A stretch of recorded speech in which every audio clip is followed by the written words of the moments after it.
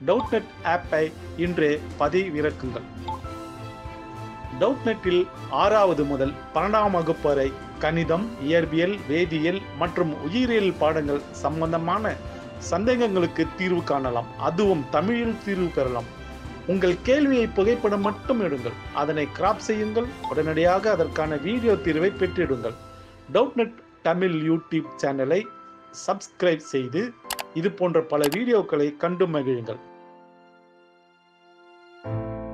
Hello students, question చూద్దాం. So question చూస్తే a tube that is 1 meter long is closed at one end and open at the other end. Okay, a stretched wire is placed near the open end like this. Okay, the wire is 0.3 meters long and has a mass of 0.01 kg అని చెప్పేసి అన్నాడు. Okay, and it is held fixed at both ends and it vibrates in its fundamental mode అని చెప్పేసి అన్నాడు అన్నమాట. So it sets the air column in the tube into vibration, okay, by the phenomenon resonance. Find the tension in the wire. The speed of sound in air is given as 330 meters per second. So ఇక్కడ ఏంటంటే ఈ wire అనేది ఉంది కదా students.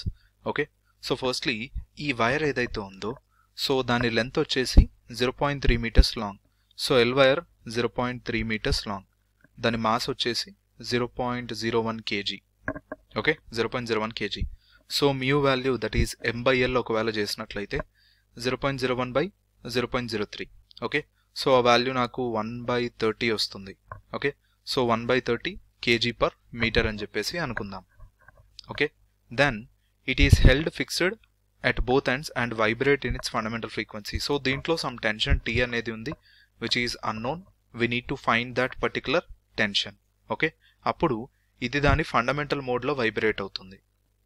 Fundamental మోడ్లో vibrate అవుతుంది such that its frequency is f. f value will be given by 1/2L into v value. v అంటే velocity of wave in this particular string. So it is given by √T by mu అన్నమాట. Okay, so ఇందులో T value కావాలి. అయితే ఈ particular string అనేది vibrate అవ్వడం వల్ల, ఈ వైర్ వైబ్రేట్ అవ్వడం వల్ల ఈ particular closed pipe, okay, so this is a closed pipe. So ఈ క్లోజ్డ్ పైప్ లోపల ఉన్న ఎయిర్ కాలమ్ అనేది మనకి వైబ్రేషన్లోకి సెట్ అయిందనమాట. ఎలా? By means of the phenomenon called resonance. So resonance అంటే నథింగ్ బట్ దీని ఫ్రీక్వెన్సీ ఎఫ్ అనుకోండి. So this also will have a frequency F, అంటే the fundamental frequency of closed pipe. Okay, so fundamental frequency of closed pipe, fundamental frequency of closed pipe ఏదైతే ఉందో so it will be given by the formula f1 is equals to v/4 into, so దీని length వచ్చేసి నేను LC అనుకుంటే LC. Okay, ఇక్కడ v అంటే velocity of sound. So velocity of sound లేదా speed of sound in air it is given as 330 metre per second. Okay, so f1 value కనుక్కోవచ్చు కదా. ఎలా? మనకి vs వాల్యూ ఉంది 330 అని చెప్పేసి బై 4 ఇంటూ ఎల్సి, ఆ క్లోజ్డ్ పైప్ ఏదైతే ఉందో అది 1 మీటర్ లాంగ్ అని చెప్పేసి అన్నాడు. So 4 into 1. So f1 value ఏదైతే ఉందో సింప్లీ అది 330/4 చేస్తే వస్తుంది. So whose value is nothing but 82.5 hertz అనమాట. So this is the frequency.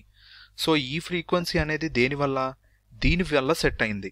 అంటే రెండు రెజనెన్స్లో ఉన్నాయి అంటే ఈ ఫ్రీక్వెన్సీ అండ్ ఈ ఫ్రీక్వెన్సీ సేమ్ అని చెప్పేసి అర్థం. So 82.5 hertz is nothing but this value. So I can write 82.5 hertz is equals to 1 by, so ఇక్కడ L అంటే L wire students. Okay, 1/2 into L wire అంటే length of the wire 0.3 metres, 1/2 into 0.3 into √T tension by mu value వచ్చేసి నాకు 1/30. Okay, so let me send these to that side.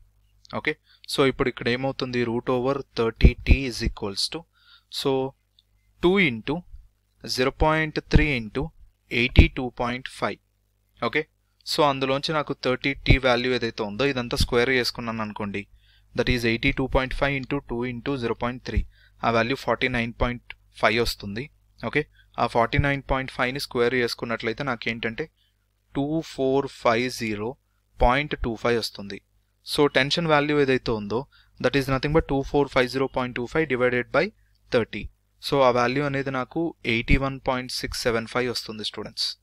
So tension value అనేది almost like 81.7 Newton's అన్నమాట.